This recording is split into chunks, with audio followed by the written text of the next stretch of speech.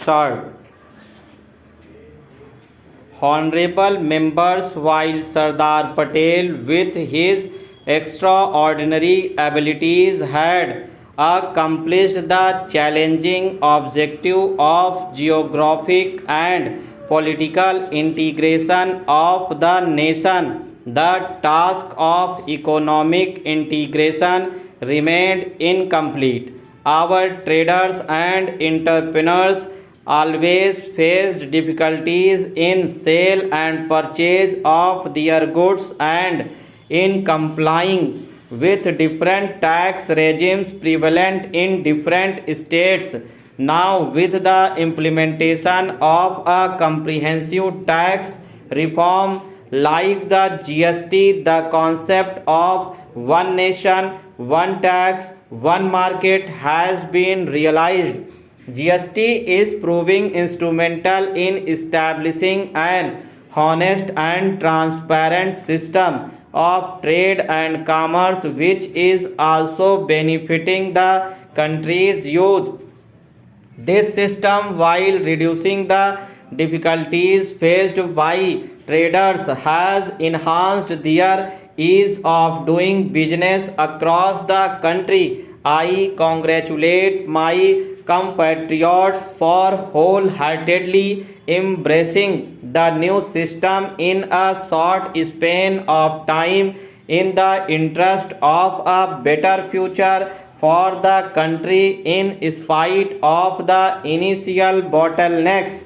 My government is continuously improving the GST regime, keeping in view the suggestions being received from the business community.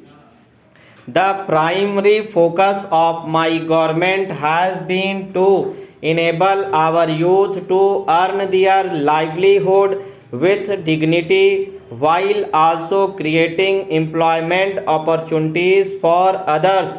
In order to facilitate self employment, my government has introduced wide ranging reforms which are being appreciated globally. As a result of these reforms, India's position has improved by 65 places in the ease of doing business ranking from 142 in 2014 to 77 now. This is an extraordinary achievement.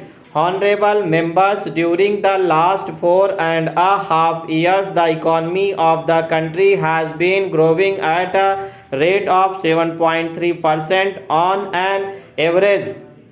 India is playing a significant role in international trade. While India's contribution to the world GDP was 2.6% in 2014, it has increased to 3.3% in 2017 as per the latest reports.